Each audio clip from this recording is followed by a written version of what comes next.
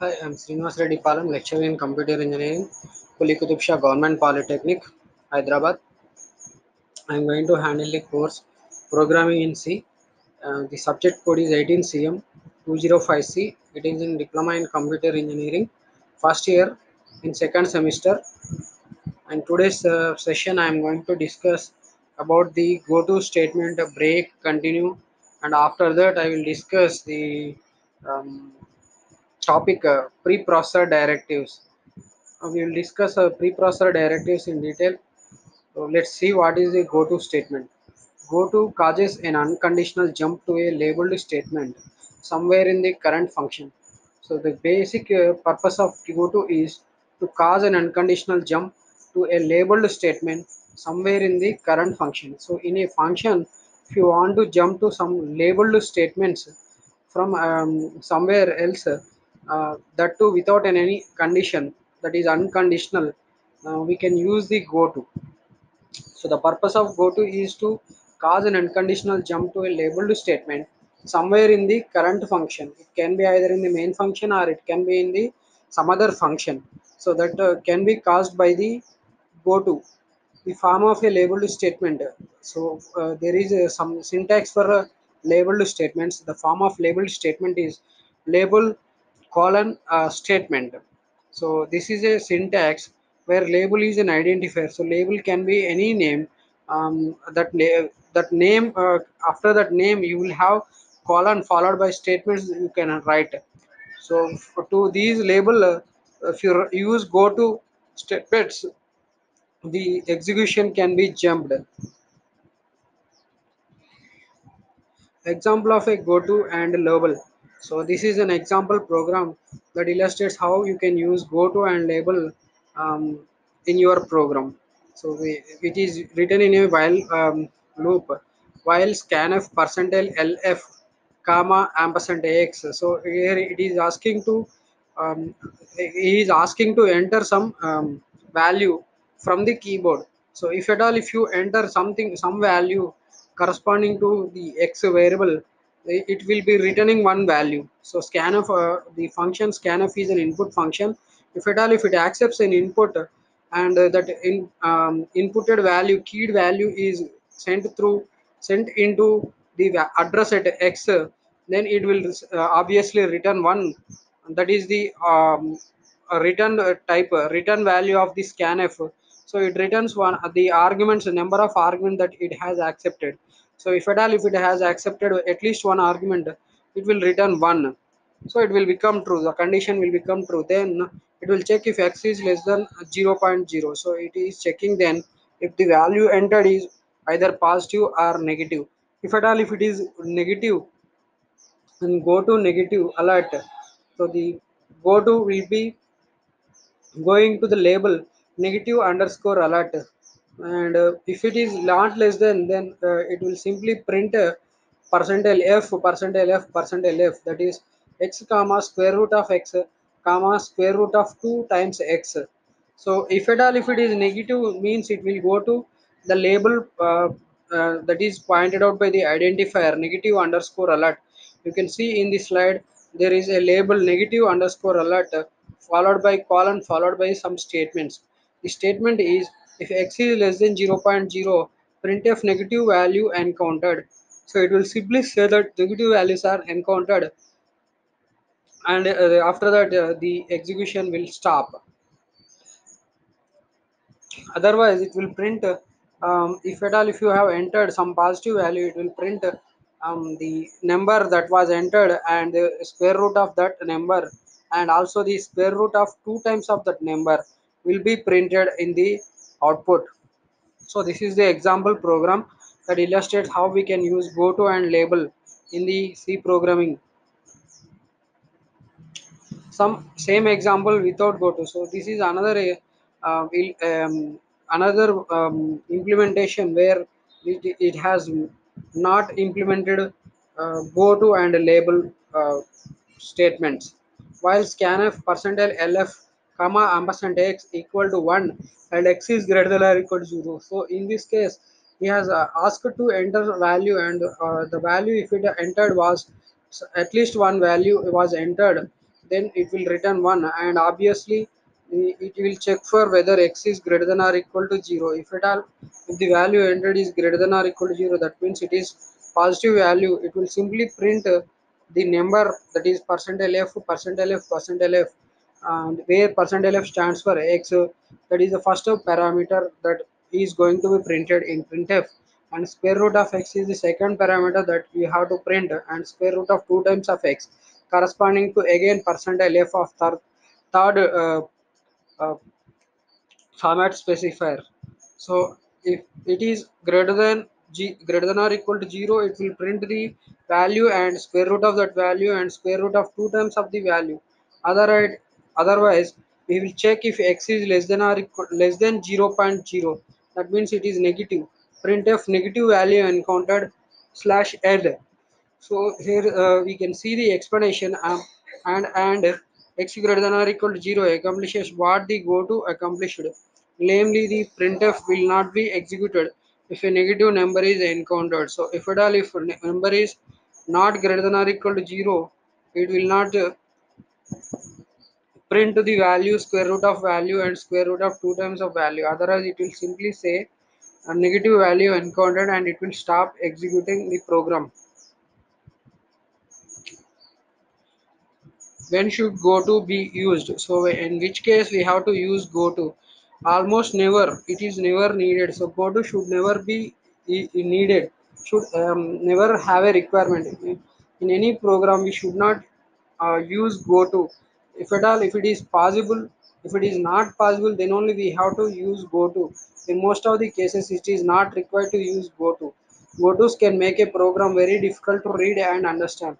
So why we need to avoid using the goto is because it makes a program very difficult to read and understand, because it will jump without any condition, and even if it is not required also, some of the programmers without having knowledge, they may use goto statements and the execution will jump from to and fro. So that will be obviously confusing. In rare instances such as exiting from a deeply nested inner loop to the outermost level, a goto can make a program execute with significantly greater efficiency. So in most of the in rare instances only it should be used, where if we are exiting from a deeply nested inner loop to the outermost level, a goto can make a program execute with significantly greater efficiency. In that case only we should use goto, but we should always avoid using the goto. The break and continue statements. The break statement causes an exit from the innermost to enclosing loop or switch statement. So the purpose of break is used to cause an exit from the innermost enclosing loop or switch statement. So it is most of the times, or almost it is used to exit from the innermost enclosing loops, and from the switch statements it will be used to exit. The continue statement causes the current iteration of a loop to stop and the next iteration to begin immediately. So the purpose of continue is to, it causes the current iteration of a loop to stop and the next iteration to begin immediately. So if you want to stop your current iteration of a loop, and if you want to begin the next iteration to begin immediately, you can go with the continue statement. Example using a break statement. While one while one means, so it is obvious, it is always executed, it will never come out from the loop, and this condition will never fail.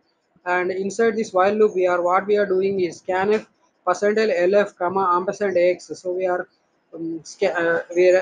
getting one integer from the keyboard, and we are checking if x is less than 0 0.0. If at all, if it is less than 0 0.0, then that means it is the entire number is negative number. Then we are simply causing break. That means we will come out from the break. So while loop will stop executing. Those iteration of while loop while statements will be stopped, and printf percentile f slash n comma square root of x. If it is not less than 0 0.0, that means the entire number is positive value. We are going to find the square root of that number and we'll print that value. break causes jump to next statement after the while loop. So once you find a break, it will simply come out from all the while loop statements, and it will execute the statement after the while. So that is the purpose of break statement, and it is the example program that we how we use break statement in C programming. Example using a continuous statement. While C and D less than n, scanf percentile LF, comma ampersand x. If x is greater than minus 0.01 and x is less than plus 0.01, that means if value of x that you have entered is falling in between minus 0.01 and plus 0.01, then we will continue and we will continue with the next iteration of the while loop. And the another condition that makes you to enter into while is count should be c and d variable should be less than n, then only it will enter into the while loop, and it will scan on value. That value will be checked for if it is falling in between minus 0.01 or plus 0.01. And then if it is falling in between minus 0.01 and plus 0.01, then it will discard small values. And if it is the if it is not the case, then it will simply increment the count, and then it will do sum equal to sum plus x, that is sum plus equal to x. It is a shorthand assignment statement for incrementation with x by sum. So sum will be added with sum plus x. Then what it will do, it will simply go back to the counter and it will check count is less than n. If it is less than n, then it again scans for percentile lf comma ampersand x, and then it will again ask you to enter one value. And if that value is falling in between minus 0.01 and plus 0.1 0.01, then it will simply go back to while loop, beginning of the while loop, and it will check whether count is less than n, and like that it will continue. So if at all if your condition is matched, then it will simply skip the current iteration and it moves to the next iteration of your while loop. So that is the purpose of this continue transfers control to here to immediately begin the next iteration. You can see the arrow marks where it is pointing that continue transfers control to here to immediately begin the next iteration. Whenever your continue uh, the condition for checking the continuous statement is matched, or it became true, the continue will make you to skip your current iteration, and it will allow you to go straight away with the next iteration of your while statement. So that is the purpose of the continuous statement. Now let's see what are preprocessor directives, and we will discuss all these preprocessor directives in this session. In the current session, we will discuss the introduction to C preprocessor directives, and also we'll see hash include preprocessor directive, hash define preprocessor directive, symbolic constants, and define preprocessor directive macros. We'll see how to define the preprocessor directives that are nothing but macros. So what is C preprocessor directive? The C preprocessor executes before a program is compiled. So preprocessor directives, they get executed before your program is being compiled. That is the purpose of preprocessor. Some action it performs are the inclusion of the other files in the file being compiled, definition of symbolic constants and macros, conditional compilation of program code, and conditional execution of preprocessor directives. So the action that it performs are inclusion of other files in the file being compiled, definition of symbolic constants and macros, conditional compilation of program code, and conditional execution of preprocessor directives. Preprocessor directives begin with hash font symbol, and only whitespace characters and comments may appear before a preprocessor directive on a line. So preprocessor directives, you can say whether your statement is a preprocessor directive statement or not by looking at the beginning of your statement.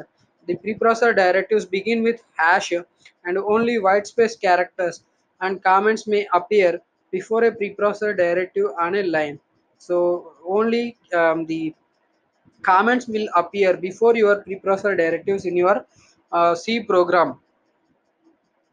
After that only you will write your preprocessor directives, and they will always begin with the pound symbol, that is hash. Now we'll see what is hash include preprocessor directive. The hash include preprocessor directive has been used throughout this text. The hash include directive causes a copy of a specified file to be included in place of the directive. The two forms of the hash include directives are hash include file name. This is one style that we can use the hash include directives, and also we can use hash include in double quotation. So we can write the file name that we have to include. The difference between these is the location the preprocessor begins searches for the file to be included. So the first format and the second form, they differ in the way the location of the preprocessor is being searched for the file to be included. The file name is included in quotes. The preprocessor starts searches in the same directory as the file being compiled for the file to be included. The file name is included in quotes. The preprocessor starts searches in the same directory as the file being compiled for the file to be included. We have to observe that if you write your preprocessor directive that we have to include, that is header file that we have to include inside double quotations, the preprocessor starts searches in the same directory as the file being compiled for the file to be included. Suppose if you have written one C program in some directory, that is C followed by new folder, and after that in the new folder we have our C program. If in this program we have written one hash include preprocessor directive inside double quotation marks, then the preprocessor starts HS in the same directory as the file being compiled. That means it will be checked in the directory C drive, and after that we have a new folder. In that only the particular file that we have to include will be searched, and may search other locations too. So first of all, it will search in the same location. This method is normally used to include programmer-defined headers. If the file name is include enclosed in angle brackets, that is less than and greater than, used for standard library headers. The search is performed in an implementation-dependent manner, normally through pre-designated compiler and system directory. So this is the another form, that is if the file name is included enclosed in angle brackets less than and greater than, used for standard library header file. It is used for standard library headers. The search is performed in an implementation dependent manner, normally through pre-designated compiler and system directories. The hash include directive is used to include standard library headers such as stdio.h and stdlib.h, and with programs consisting of several source files that are to be compiled together. So the hash include directive used to include standard library headers such as stdio.h, standard input output header file. So all the functions that are required to handle the input and output using standard functions. If you want to handle that input and output with your C program, then we have to include a standard input output header file, that is stdio.h, and standard library. All the standard libraries, if you want to include on our program, then we have to write stdlib.h, and with programs consisting of several source files that are to be compiled together. A header containing declarations common to the separate program files is often created and included in the file. So whenever we want to use some functions that are required for individual program, separate program files is often created and included in the file. Examples of such declarations are structure and union declarations, enumerations, and function prototypes. So these declarations for structure, union declarations, enumerations, and function prototypes are common to the separate program files, and they should be created and included in the file. In that case, we can use these Hash include preprocessor directives.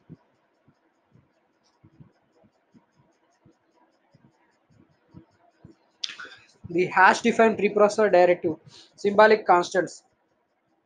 The hash defined directive creates symbolic constants, constants presented as symbols, and macros, operations defined as symbols. The hash defined directive format is hash defined identifier followed by replacement text. So sometimes if you want to create a symbolic constant, then we can use the hash defined preprocessor directives for defining the symbolic constants.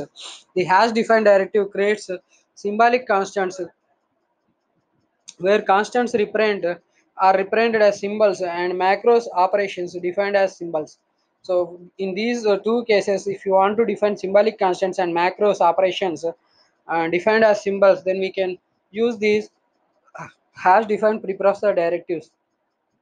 The hash defined directive format is, this is the syntax where hash define is the preprocessor directive that we are using, and followed by that we have to give some space, and after that we have to write the identifier, that is the name of the identifier that we have to use, that we are defining, and after that we have to give some space, and we have to write replacement text. So this replacement text will tell us what identifier should be replaced with this particular text, or the identifier name should be substituted with this particular text, will be indicated by this replacement text. When this line appears in a file, all subsequent occurrences of identifier that do not appear in string literals will be replaced by replacement text automatically before the program is compiled. So what is the purpose of this is, whenever this particular identifier is appearing in the particular program, all subsequent occurrences of that identifier um, that do not appear in string literals will be replaced by replacement text. So in all the other cases that apart from the identifier that appearing in the string, that is in double quotation marks, it will not be replaced, but otherwise it will be replaced with the replacement text. So identifier will be replaced with the replacement text automatically before the program is compiled. We need not worry about the identifier, and it will be obviously and um, automatically replaced by the replacement text in the entire program. So wherever it occurs in the program, the occurrences of all this particular identifier will be replaced with the replacement text. So that is the use of the symbolic constants. um, uh,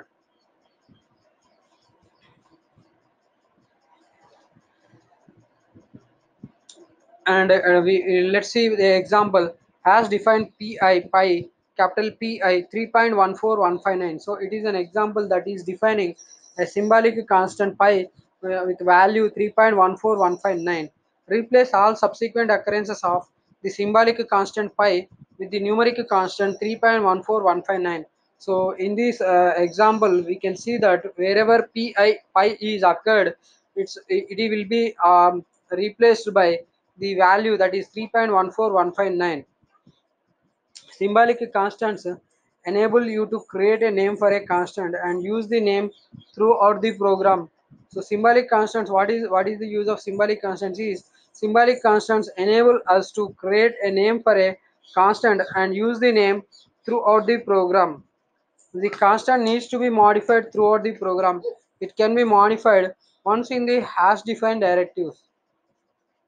So what is the basic purpose of the symbolic constant is, if the symbolic constant should be changed throughout the program with the predefined value, and if you want to say, modify it in between, what you can do, you can change the value at the beginning of the program, and that value will be substituted with the newly defined value. That is the purpose of the hash defined with the symbolic constants.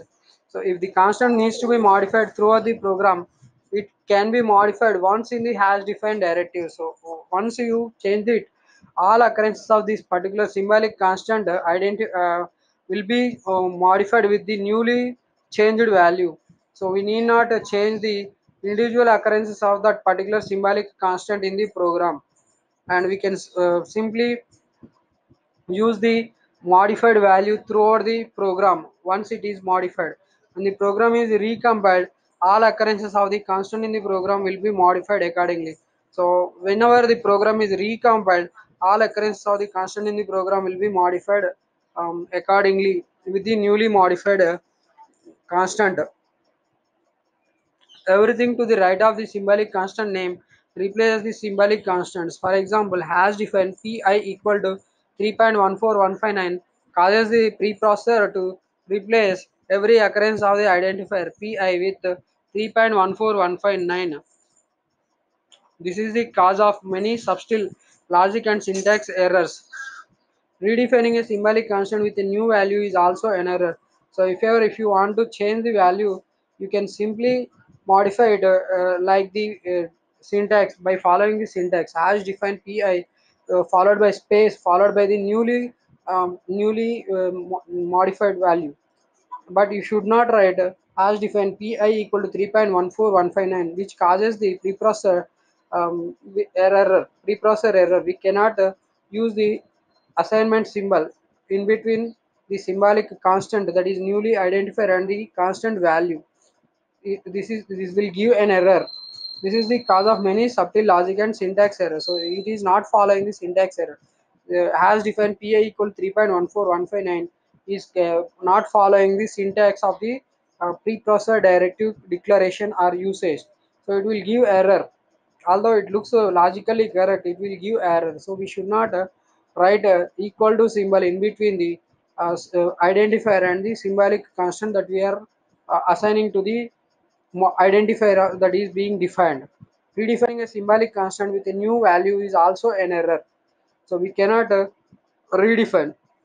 Once you assign, once you created a pi value, it is constant only. We cannot change the value of the constant, and it cannot be modified. If you want to modify it, you can simply redefine by hash define that identifier followed by the new value, but you cannot simply assign the identifier followed by equal to with new value. It is an error as per the syntax of C programming. Using meaningful names for symbolic constant helps make programs more self-documenting. So, what is the if you want to make your C program with more clarity, what your program is doing by just observing the identifiers that were defined with the help of hash define, they should be meaningful. So, while just looking at that symbolic constant, you should get the idea what is the purpose of that particular defined symbolic constant. Using meaningful names for symbolic constants helps make programs more self-documented. By just looking at that symbolic constant, you can understand what is the program and why the variable that is being used, what is the purpose of that particular symbolic constant. So by convention, symbolic constants are defined using only uppercase letters and underscores. So there is a convention that is followed, but you need not follow. But it is a convention for defining the symbolic constant. The symbolic constants are defined using only uppercase letters and underscores. So if you want to define symbolic constant, you should use uppercase letters and underscore. So underscore we can use for separating the individual words in that particular symbolic constant. Suppose if you are having a symbolic constant with a integer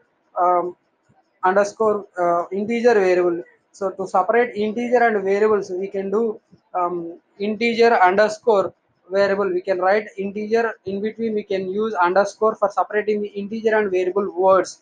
So that is a convention, and the integer and variable should be written in uppercase letters so that they give clarity when you read these particular symbolic constants in the program. Apart from that, there is no other purpose. Now we will see hash defined preprocessor directives, that is macros. A macro, what is a macro? A macro is an identifier defined in a hash defined preprocessor directive. So macro is a identifier defined in a hash defined preprocessor directive. As with symbolic constant, the macro identifier is replaced in the program with the replacement text before the program is compiled. Just like our hash define symbolic constants, we can also write um, a macro identifier. After that, we can write the replacement text so that the macro identifier will be substituted with this particular replacement text, and it is replaced just before the program is going to be compiled, and before that it is not going to be compiled. So you have to observe that once you have written a macro identifier followed by replacement text, this replacement text um, will not be will be compiled just before our program is compiled. It is not going to be compiled along with the program, but it is going to be compiled before the program. Macros may be defined with or without arguments, and there is one more thing: we can write macros and define them with or without arguments. So we can use arguments also with macros. A macro without argument is processed like a symbolic constant. So if you don't have any arguments, it won't be it will be processed just like a symbolic constant. And a macro can be defined like a function also with arguments. In a macro with arguments, the arguments are substituted in the replacement text. Then the macro is expanded. That is, the replacement text replaces the identifier and arguments list in the program. A macro with arguments, macro without arguments is processed like a symbolic constant, but macro with arguments, the arguments are substituted in the replacement text. Then the macro is expanded. That is, the program is the replacement text replaces the identifier and the arguments list in the programs. So this is the explanation about macros with arguments and without arguments. So macros without arguments will be processed just like a symbolic constant, and macro with arguments, it is the arguments are substituted in the replacement text, and then the macro is expanded. That is, the replacement text replaces the identifier and argument list in the program. So the entire replacement text and the arguments in that particular replacement text will also be substituted with the arguments that you have supplied in your macro. A symbolic constant is a type of macro. So a symbolic constant is also a type of macro. So like just like as defined pi 3.14159, it is also an example or a type of a macro. Consider the following macro defined with one argument for the area of circle. So we have now created one symbolic constant, that is circle underscore area, with the argument that is x, and we have defined what is the macro is also. The macro is defined with pi into x, so that is pi into x square. So you should, first of all, you should know what is the area of your circle and what are the parameters that are required. So by knowing those requirements of your circle, we can create one macro. So here a macro is created. The macro name is circle underscore area, and the macro is also accepting arguments. So the macro is defined with arguments. So the argument that is being accepted by this macro is x. X can be either an integer or a float value. Irrespective of integer or float, it can be supplied as a parameter. And what is that you are going to do with this particular macro is we are going to calculate the area of the circle. So area of circle formula is pi into x.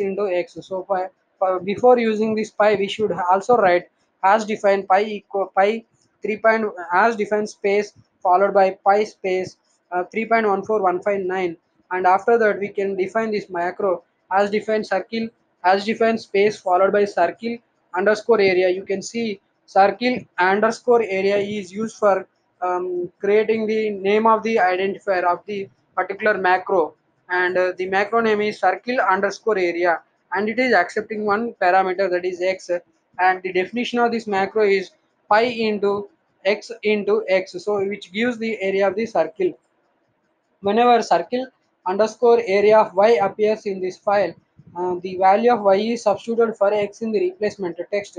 The symbolic constant pi is replaced by its value defined previously. That is, we have already defined pi as 3.14159, and it will be substituted in pi, and also the parameter x that will be replaced with the supplied argument with y, and it will be substituted in the macro definition, that is pi into x, and macro is expanded in the programs.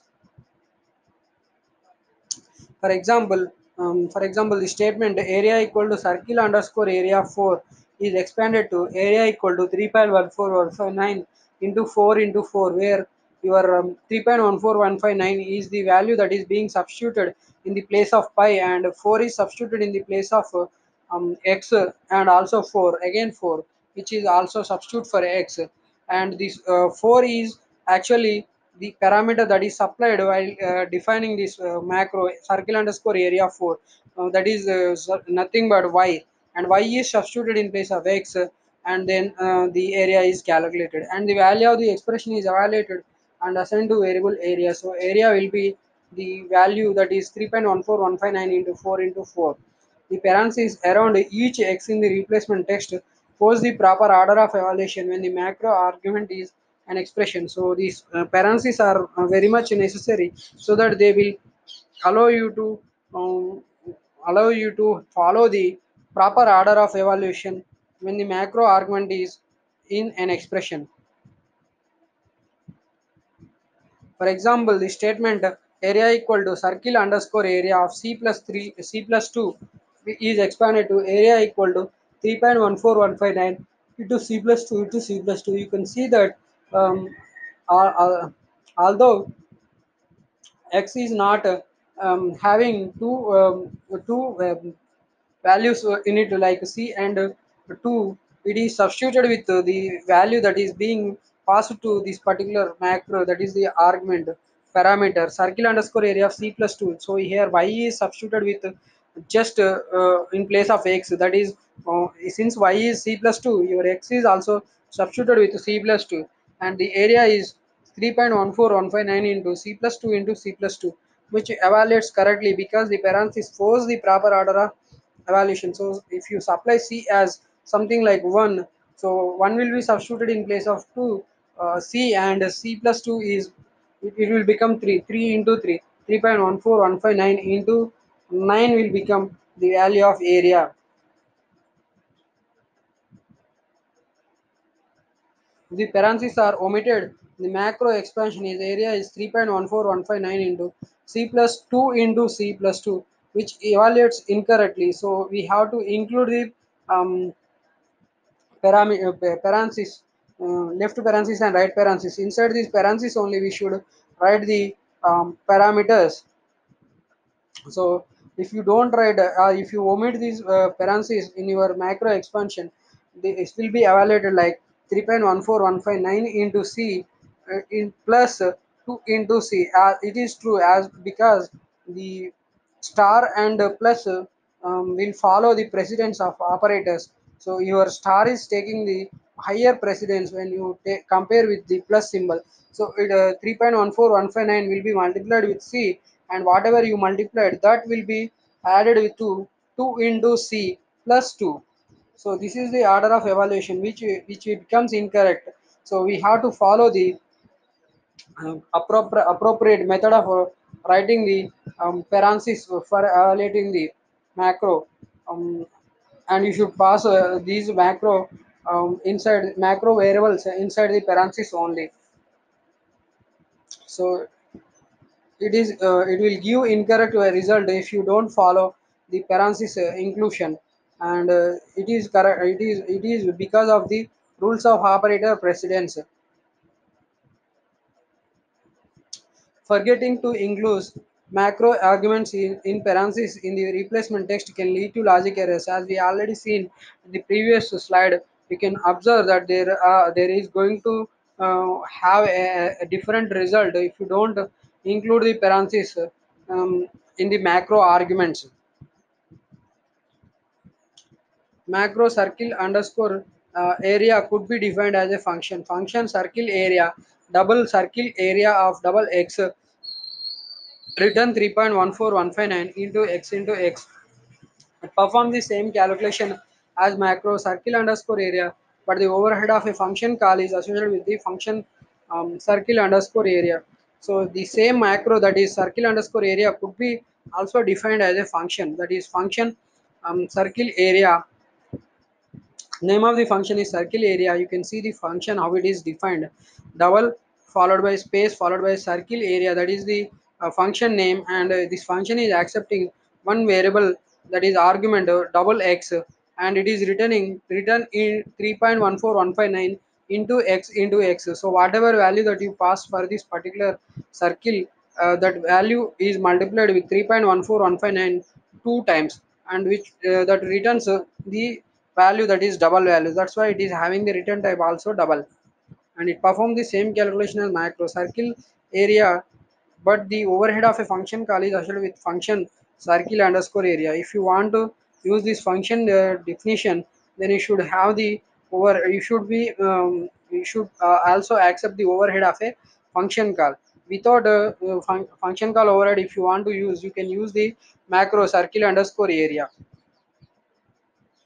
The advantage of macro circle underscore area are that macros insert code directly in the program, avoiding function call overhead, and the program remains readable because the circle underscore area calculation is defined separately and named meaningfully. So the advantage of macros is it avoids it directly insert the code in the program and avoids the function call overhead, and the program remains readable because the circle area calculation is defined separately and named meaningfully.